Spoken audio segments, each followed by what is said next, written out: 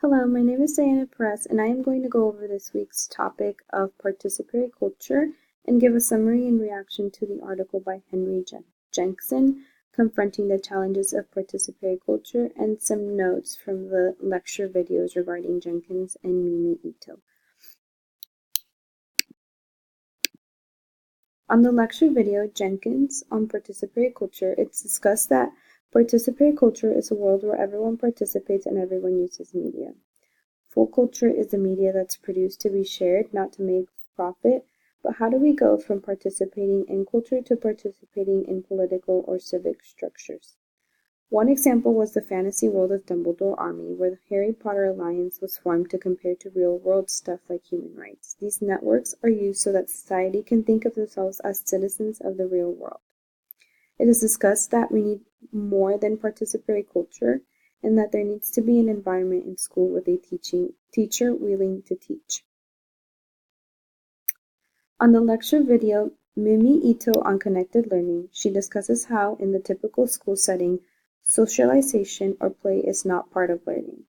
She goes on to describe different reasons why people may seek media, for example, interest-driven orientation, which is when the online world is used as a way to develop socialized interests, geeked out participation, which is when the online world is used to the fullest potential, and friendship-driven participation, where a lot of socialization is done online.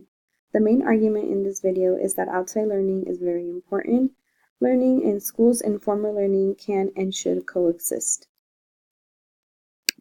In the article Confronting the Challenges of Participatory Culture by Henry Jenkins, he defines what participatory culture is, which can be said to have low barriers to artistic expression and civic engagement, strong support, and informal mentorship. There are different types of participatory culture, which includes affiliations, expressions, collaborative problem solving, and finally, circulations. Inclusively, he also states that there needs to be learning about this in and outside of the classrooms because of the participation gap, the transparency problem, and the ethics challenge. All in all, we need to help students and skills towards progressive education. And below is a quote that in summary explains why an ecological approach needs to be taken.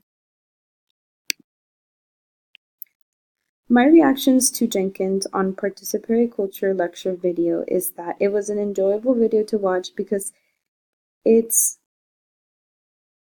participatory culture is depicted as being very creative.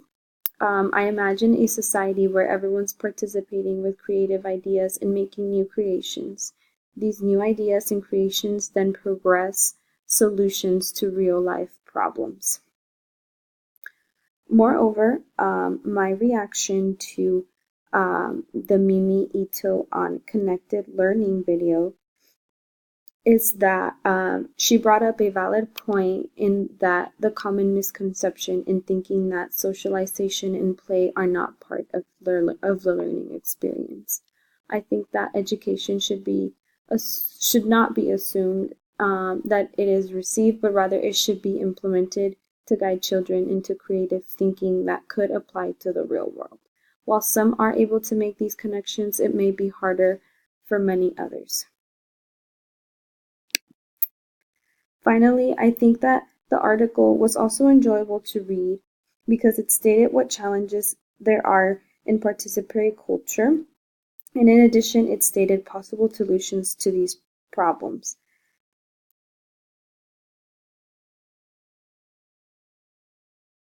The article sheds light on why participatory culture could benefit people and why we should keep progressing from traditional education. Thank you for watching my video.